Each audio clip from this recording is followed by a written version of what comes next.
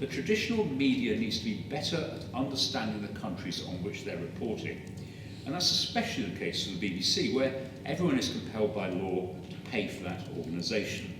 And if you want to go off into a liberal or conservative agenda, that may be a legitimate path for the New York Times or Washington Post or the Guardian or the Telegraph or the Mail.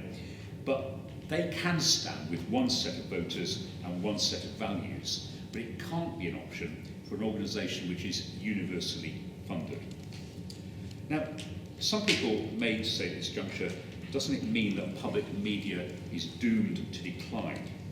We're in a post-truth world in which most people are quite content, maybe even happier, being in their own echo chamber. But that, I think, would be a terrible mistake, because we might lose the common space in which we all gather.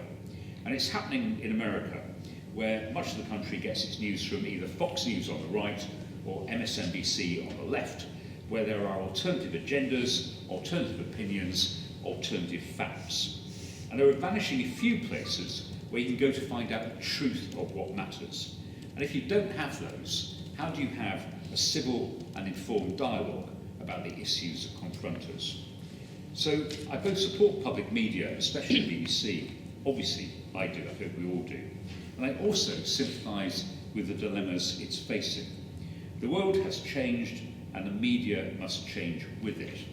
But I think there are some dangerous paths enabled by social media which should be avoided, so let me just spend a few minutes on those.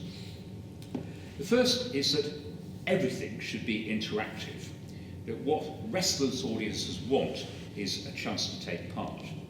And my own view is that interactive shouldn't be everywhere for a number of reasons. It's too often cosmetic. You can't really tell what the views of our viewers are based on the tiny minority who get in touch. There's also what another BBC mole described to me as a potential continuing bias.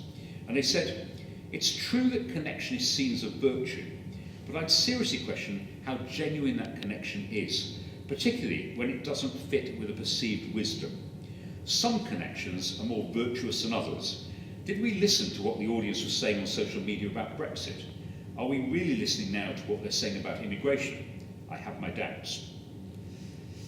Then there is a snare about what people engage with and share and repost.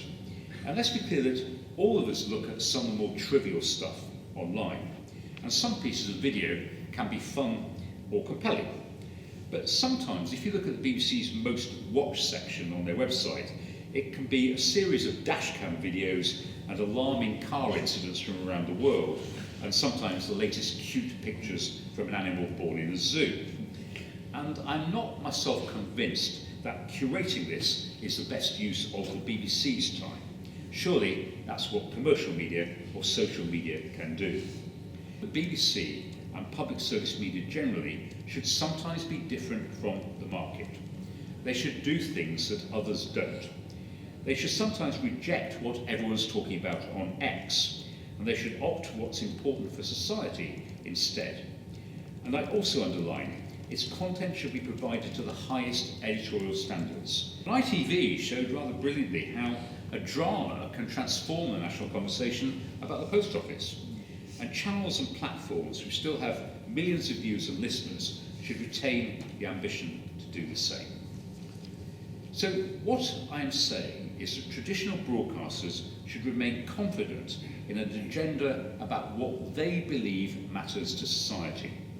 And if they understand their societies, and there is more work to do there, then they can engage with them more effectively in a way that a social media platform in Palo Alto really can't. And that's because the prize here is a big one. It is literally about the future of a functioning parliamentary democracy and the way that media and politics can support the national conversation rather than corrupt it.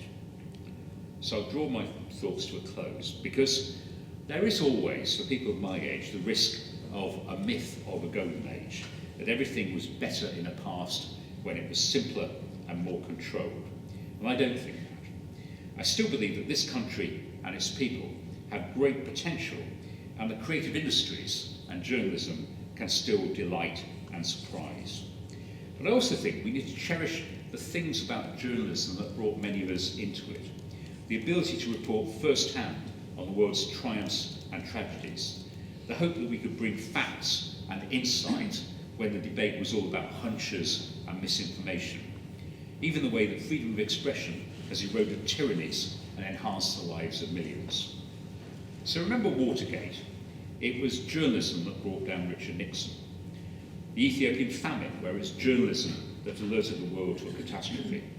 And more recent contemporary stories where the BBC has exposed the terrible wrongdoing of Mohammed Al-Fayed, and when Channel 4 revealed how the Church of England had mishandled allegations of child abuse and in the process brought down an archbishop. These kind of stories require investment, they require money and effort, journalistic commitment, editorial bravery, a long, hard slog. Those are generally characteristics I would not apply to social media platforms. So that's why I'll conclude by recommending two things.